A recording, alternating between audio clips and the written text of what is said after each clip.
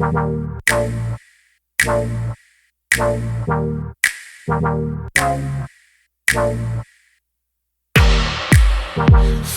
white rabbit. I'm taking potions, call me Alice. Watch me grow taller.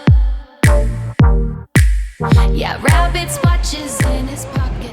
A good morning, good afternoon, and good evening where you're watching this. I'm back out again today because I love it. But today I'm not going metal detecting to find hidden treasures beneath my very feet. I'm out metal detecting, doing an experiment with a beach and 100 coins. Just so you know, these coins I'm using aren't any monetary value. There is no details left on them. There are coins which I have salvaged from the fields after many years of detecting. You tend to find a few coins that have got no details left on them ever, or they've been eaten by fertilizer and the weather environment. So I'm using them as an example of any treasures or anything that could have been dropped on the beach, and over the times you can see how far they move around the beach.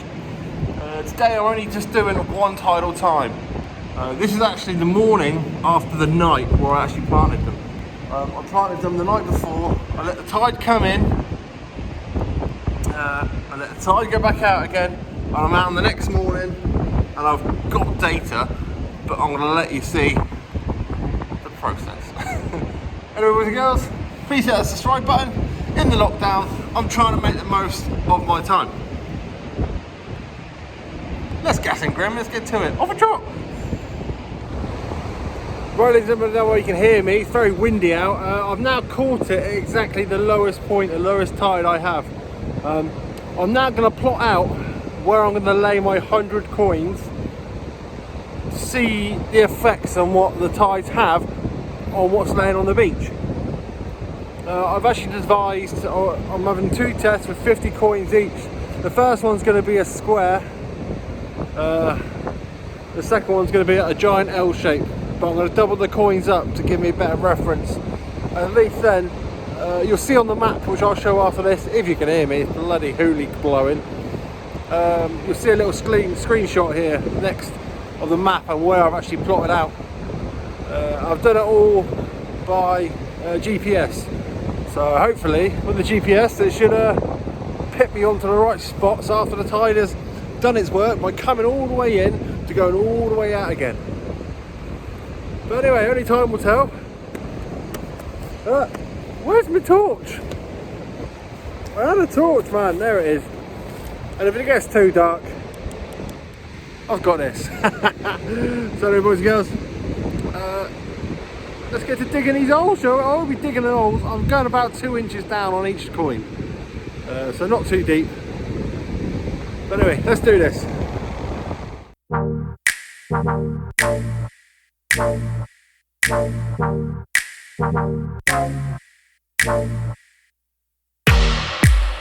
Follow white rabbit. Right, I don't know where you can hear me. I've laid them out and you'll be able to see. There's one there. 1, 2, 3, 4. Should be one here. One there. 1, 2, 3, 4. One there. 1, 2, 3, 4. 1, 2, 3, 4.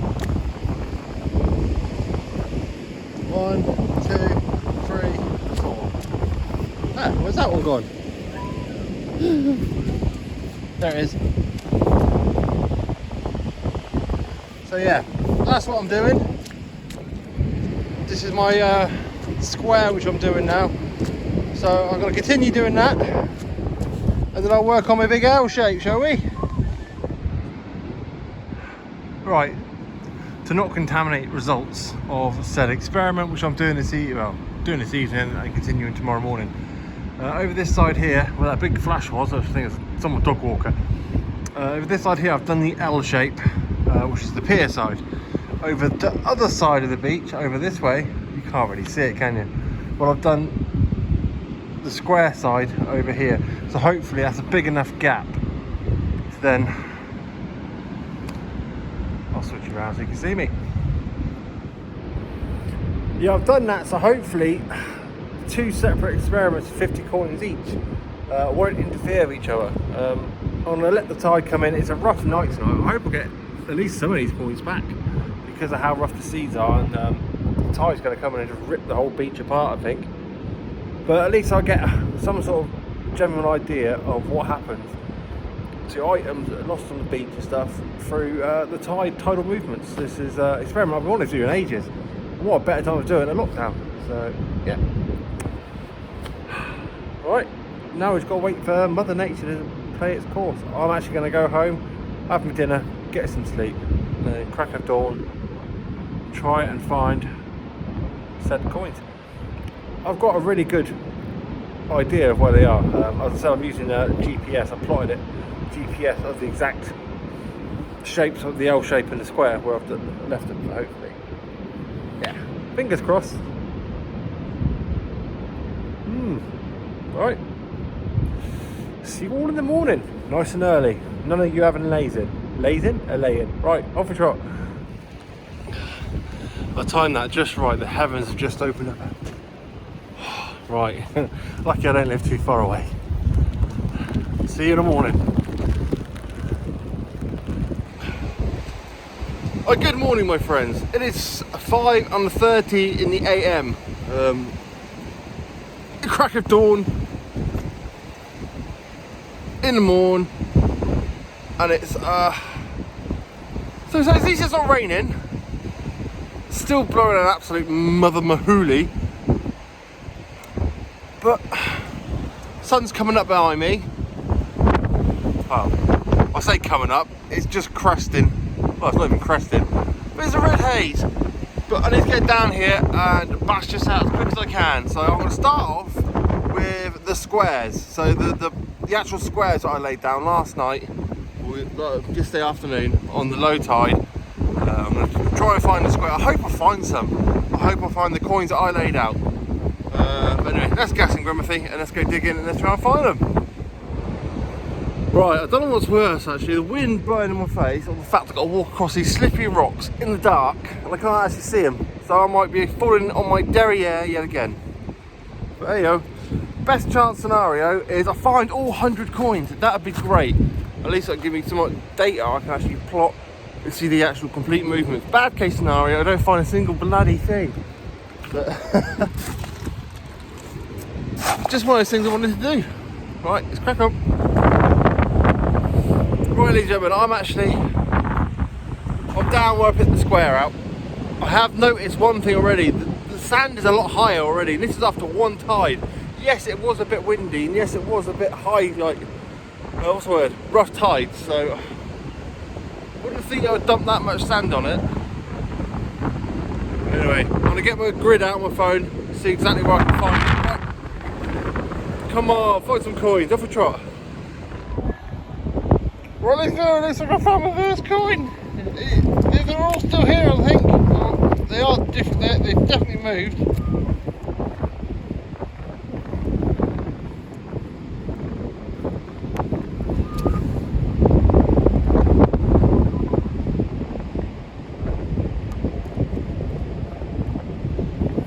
Right, let's give it a dig.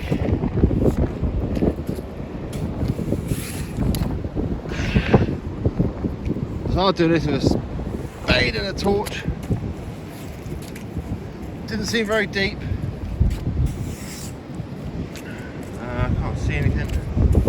They're quite big coins, pre-decimal pennies, but I will let you know the coins themselves are actually coins of nothingness. They've got no details on, so I wouldn't do it to anything worth.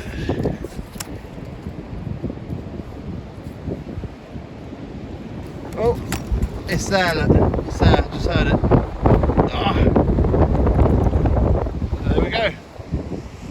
I'm going to do this. I'll stick it on the spade, hope the wind won't blow it off. But there's the first coin of nothingness, which is part of the square which I laid out last night, 50 coins. So, just looking. I don't know which coin that is yet. But it's roughly the same area, and that was some really rough winds as well, and really rough waters. But I'll give it see if we can find some more and then actually plot out the ones I do find. Right, that should be another 4 steps in that direction or that direction. So another 4 steps that way should be another coin, another 4 steps this way should be another coin. But what I'll do is I'll test it off camera, well, and if I find another one I'll put the camera back on. But yeah, that's what I did to square, so you can just do 4 steps in either direction and you should come up with another coin. And if it is, I'll go from there and I can work my way across the squarey bit. Anyway, let's go some grim, let's go. Right, and gentlemen, it's not even 4 steps, so whatever has happened is literally here. That one there is where I just dug the first one I found. The next one is literally here, and that is definitely not 4 steps. That's more like 2 steps, so it's half the gap. So what I'm thinking so far is all the coins have shoved up. So everything in the square has shoved up the beach. And that's what I think so far. But anyway, let's kick this one.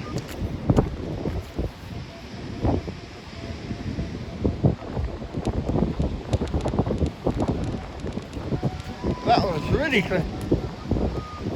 close to surface, but anyway, I'm assuming that's going to be the coin.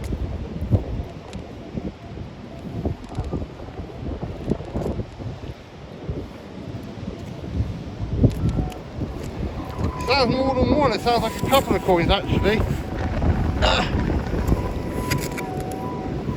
It doesn't sound like more than one coin. Anyway, I'll dig these off camera and let you know. Right, the second coin is out, it's in this clod here. That should be anyway. Sorry about, there you go. Another coin of nothingness, look. But yeah, they're a lot closer together, so whatever happened, I'm gonna, just the one there as well, I think. Yeah, just the one. And that's a lot closer to the surface as well, that was literally skimming the surface. I wonder if I can actually see any lying around. Well, I can't because it's dark, but anyway, I'll carry on finding them out and then I'm going to grid it all out. And this is the square side. Right, you can kind of see now, the sun's coming up, so it's giving me some more light to actually show you what's happened. The coins I've found by these holes, the reason I haven't filled my holes in as good as I normally would, well, the tide is on its way in, it would have sort them all out anyway. And it gives me a good indication of what's happened. A visual representation of what's actually happened to the coins beneath. The coins that aren't spaced out 4 steps, so call it tide side, they're still spaced out about 4 steps lengthways across the beach, but they've been pushed up. So all the coins have been pushed up closer together, I think through the tide going in and out. So that's the gist I've got at the moment, but I'm going to dig a few, see if I can find them all. See if I can find them all, don't know how many I want at the moment, but I'll give it a good bash. I might have to only do the square side and leave the L side because of the tide's on its way in quite fast. So I'm going to do my best. See, boys and girls, the tide is on its way in now. I've got as many as I could up. Right, the tide is actually engulfed my testing area for the square. I've got enough data, I managed to retrieve 33 out of the 50 coins. So it's 33 coins out of 50, so I've got enough data, I think, to find out exactly what the tidal times and the tide and the power of the waves do to any relics or any treasures left on a beach. So that was the main thing of this experiment, to actually see what happens. One of the reasons I wanted to do this experiment is you can see here, the drop, there's actually a gap from the beach to the steps. And I've been detecting on this beach before, where there's been sand all the way up to this point here. So that's a good 4 foot, about a 4 foot difference of the sand levels. I mean, today was a good example because last night we had some really high winds, not the highest winds, and it's still blowing a bit of a hoolie now, but they were high enough to do some sort of shifting around of the sand. Right, tide's too far in to get any more results together. I do have some data which I'm going to share with you now. And what I found, I managed to rescue 33 out of 100 coins. 33 out of 100. So yeah, there is still plenty of coins to be found if you want to come down here, but they are coins of nothingness, I do state. You might find one with a slight portrait after the sands have rubbed off whatever crud's been left on them, but other than that, yeah. Anyway, boys and girls, if you like this video, give it a thumbs up and hit the subscribe button. This isn't what I usually do. I'm usually out in the fields detecting for hidden ancient treasures. Due to lockdown, I'm only allowed on the beach. And I don't like the beach. This is a prolific, quiet beach, so I wanted to try and give me some signals to find whilst doing an experiment.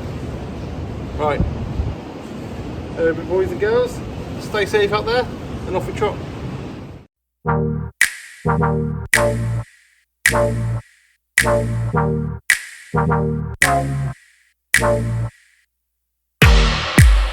Follow white rabbit.